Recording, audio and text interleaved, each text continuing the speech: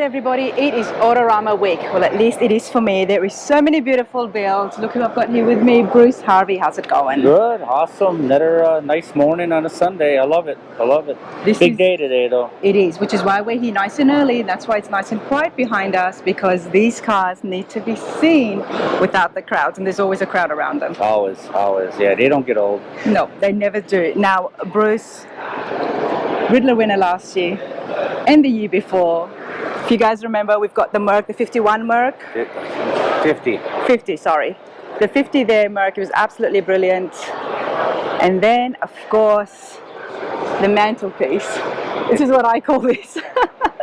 There is detailed interviews on both of Bruce's builds right here. Got the Ridler Cup next to it as well.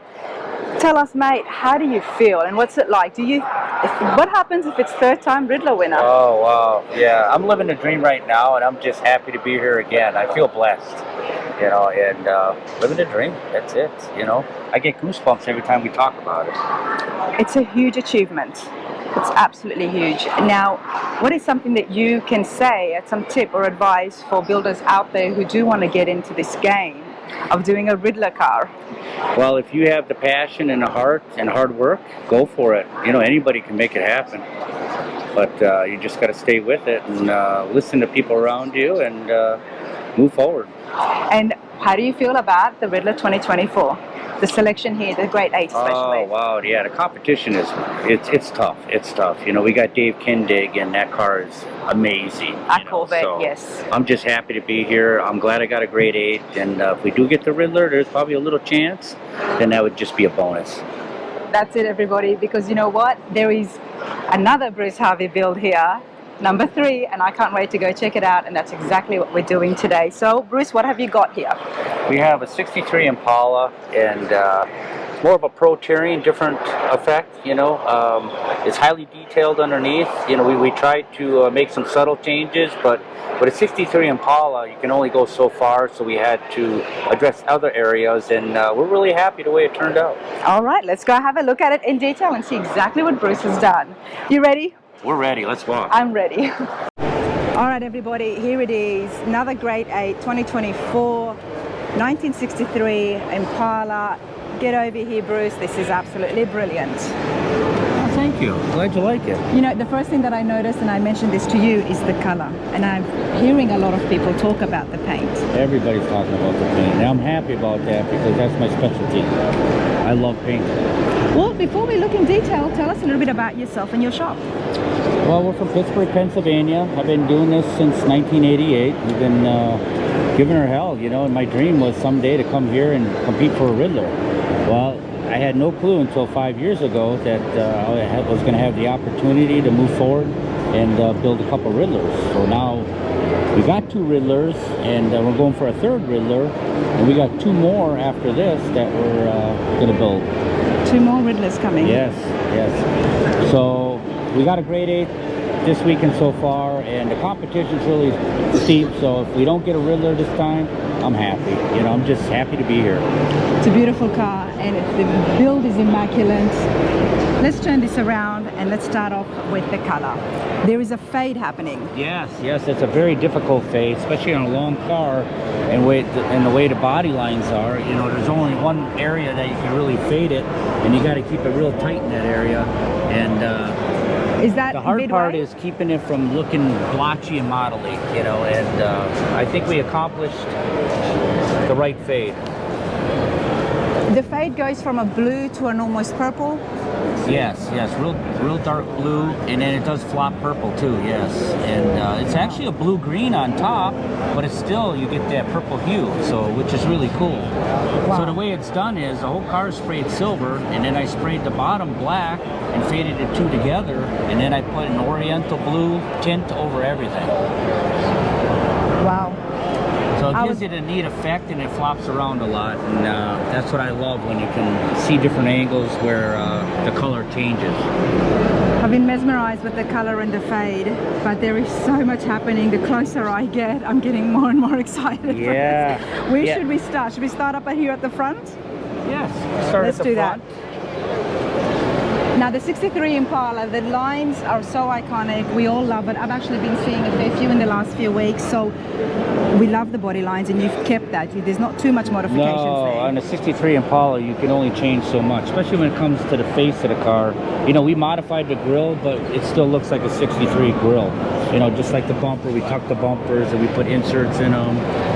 You know, and then when you talk about the inside of the motor compartment, you don't see any bolts. Now talk to me about, before we get there, sorry to interrupt, tell me about the grills. Yes, we actually... There's a pattern there. What we did is, the original grill's got a lot more slots in between. We took some of the slots out, and then we put mesh behind it, and it's also custom painted. You know, you can see that it's black. It's like a dark blue and a bright blue. That's what I thought, because it's almost like the fade from the body of the car is happening on each one of those. Yeah, you're getting both colors there. Wow. Yes. Wow, and then we've got an accent color happening here. Yeah, the red. I think it needed the red just to, you know, give it that punch, you know. Wow. I was scared of the car looking too blue, you know, and that's why I had to fade, and that's why there's a touch of red. You know, blue is popular with the Impala. It is, but I think we achieved a different blue where it's very it's different. one of a kind. Why is the blue so popular? I've seen so many blue Impalas. Was that one of the factory colors? Or? It was, but you know, blue's very popular too. You know, and it's either blue or red. You see these. Yes. But the owner of the car, his favorite color is blue. That makes and I sense. said, you know what? We're gonna come up with an awesome blue because that's your favorite color. You did that, you kicked it out of the park, mate. Let's get in here inside the engine bay, because a lot of people have been stopping and checking this out. 409. That's the original 409 in this car. I couldn't see a better motor, so what we did is we just detailed it. You know, we smoothed the block out, and I sprayed the whole block a candy color. It's all red. And you can see all the details that we have. I love how the red is coming through the grills. Yes, through the mesh. Yeah, that's the Mesh. hand-built air cleaner that's underneath it. But Wow. And the so panel what we work tried in to here do, is you know, everything you see in the motor compartment with all the panels, you know, we floated on the underside all the way to the back of the car. So we tried to flow everything together. Everything just, you know, got its own place. You do so much fine detailed work, you know, just even from the small things. Bruce, this is just no words. Whenever we do any kind of mesh or any kind of inserts, you know, it's got to be functional. So you can see that it's like an air induction, you know, the air cleaner. It's got mesh, and then the underside of the hood got mesh, and then there's a hand-built scoop on top of the hood. So it grabs air from up here and sucks it down. Can we bring down the hood so we can have a look at the front? Well, you need Or to is it- right now. We got Okay. it propped up, but That's all right. yeah, Let's we go put over here. props in there just to get that perfect height. I can go and have a look at the top here. There we go. We want to see that scoop.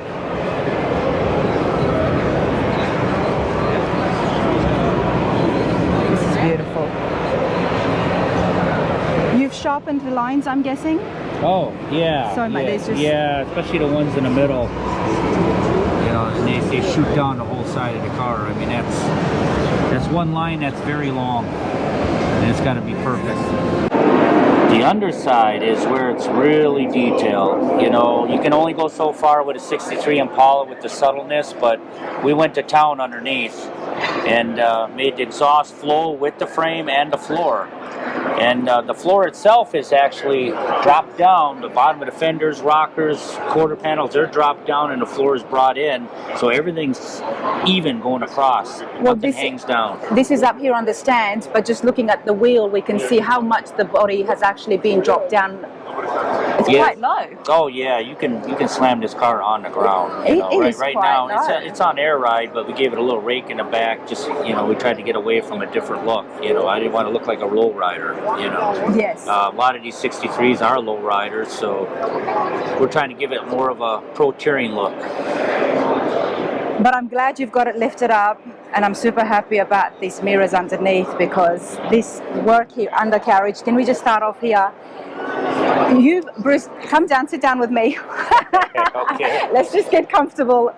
Now, the Chevy that we've got over there with the twin turbos, the iconic Chevy that is nobody's going to forget. Your work when it comes to the exhaust, the pipes, it's a work of art. And I'm so happy to see it here again, complementing this body shape, because it's so different to the Right. It's just a different way of doing things, and it's something you don't see. No. And that's what we always try to accomplish. We try to go with level of difficulty. If it's really difficult, I'll do it. You know, anything simple, I don't do. You want a challenge? Yes, and that's usually when you get something nobody else does. And we've got that mesh that has continued. There's the mesh here. again. Wow. Yes, and those are just basically beauty rings. Wow. Wow, the panel work here, it's... And as you can see, we tried to flow it from the firewall all the way through into the back. And this car's long, you know, I mean, that's a lot of underside. So it gave us a chance to really get busy. I love seeing these up close, because each class has got such different levels. You know, Ridler builder, twice winner, third time grade 8. This is the level. You're setting the bar, you know that. Well, we're always pushing. Wow. We're just getting started, put it that way. You're just getting started. Goodness. Now, these are one-off wheels, of course. Yes. Custom wheels. Beautiful deep dish in the back, but it's not too deep. What is the size of the rear wheels? Yeah, they're 11 inches wide. You know, it's a 12-inch tire, and we thought that was like the perfect size for this car. And it's 22 inches in diameter, so it needed that big wheel because it's such a big quarter panel. You know, it kind of works and everything kind of comes together. Especially because we did, like I said, we brought the whole bottom of the car down 4 inches. And that's from the quarter panels all the way to the front. It's all been lowered. The whole length of the car, and then it goes under the car.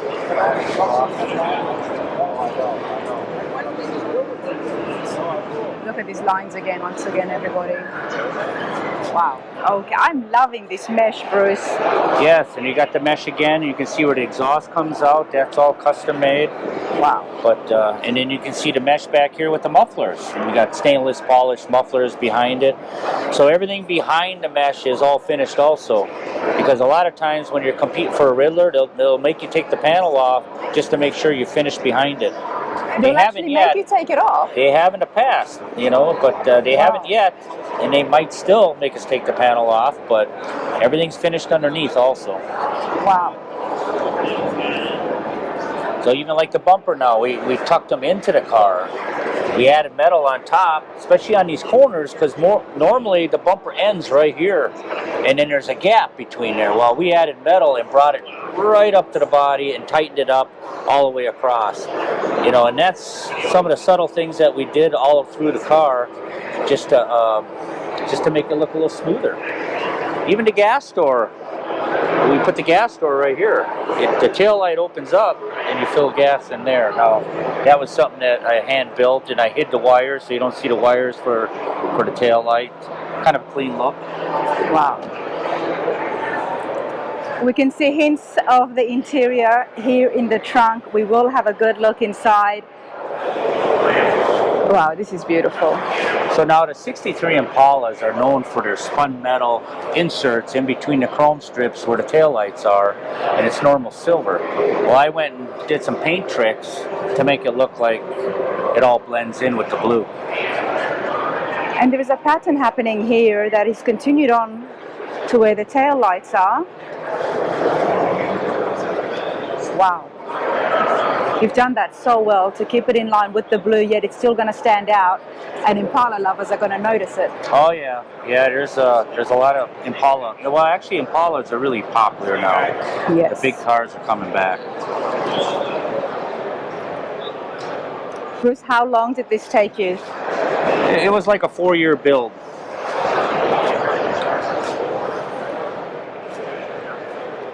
Wow. You know, that's the thing when you said that paint is your passion, your expertise. Yeah, specialty, yes. Your specialty, and we can see that. And that's where the difference comes in, where the fade is just continued on the inside as well as the undercarriage, on the panels. There's just so much consistency happening here. All right, so and we always try to carry some color into the car, and you can see we did that with the dash and the console area, and where the console kind of flows up between the seats. All right, everybody, take a good look in here before we stop and have a look at it closer. This is just wow.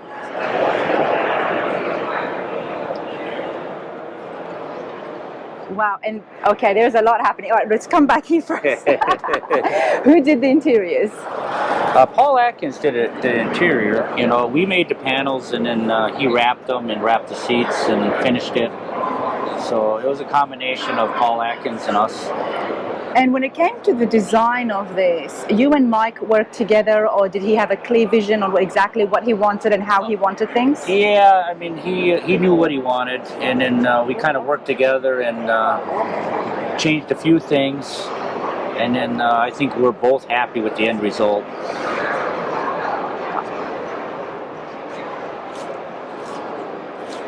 Now I can see the gauges, and then I see a hint of wood grain behind it. You know, actually that's a spun metal look again in the red.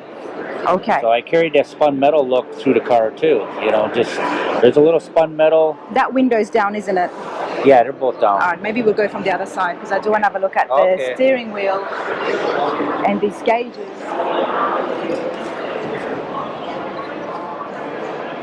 Hope you guys have been enjoying the show here. Detroit Autorama, giving you guys exclusive interviews with the Grade 8. Let's continue on in here.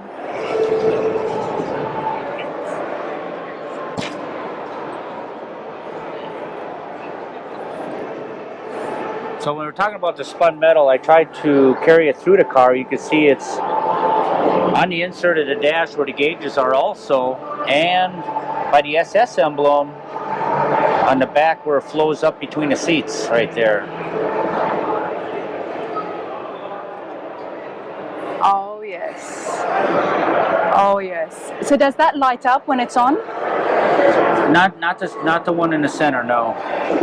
No, the behind the gauges. Oh yeah. Yeah. Wow.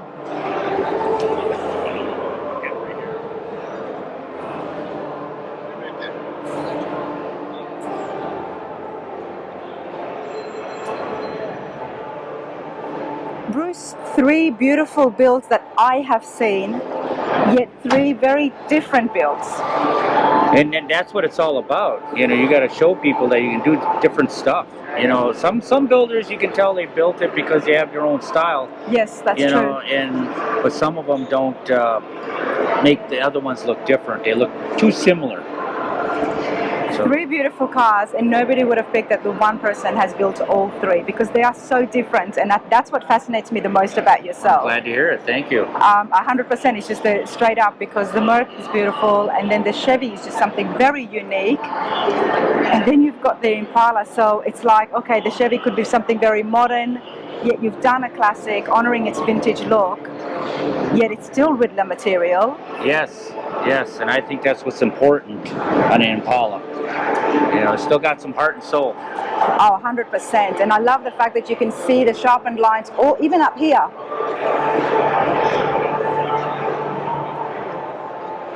Bruce, I know you can't tell me anything, but give me a hint. What can we expect for the next Ridler? Oh, well, yeah. What you're working on? Yeah, well, yeah, it's hard. Yeah, I can't really tell you much about it right now, but we're probably going to skip a year. Okay. And then the following year, we're going to bring one, and then the following year after that, we'll probably bring the second one. Okay. So, okay, that's fine. So I can wait 2 years. Yeah, we'll have to be anxious and wait. I can wait 2 years. I can definitely do that because I know what we're going to be seeing is going to be absolutely phenomenal. Thank you. Yeah, we're going to do the best we can. This is beautiful. This is amazing, and I'm so glad I was able to catch you in. I had no idea that you had done this. I just come in here and I walk up to what draws my attention, and I'm like, wow, okay, Bruce did this. Well, I'm glad you like it. Thank you very much. Absolutely. Appreciate your time. Thank you. Thank you.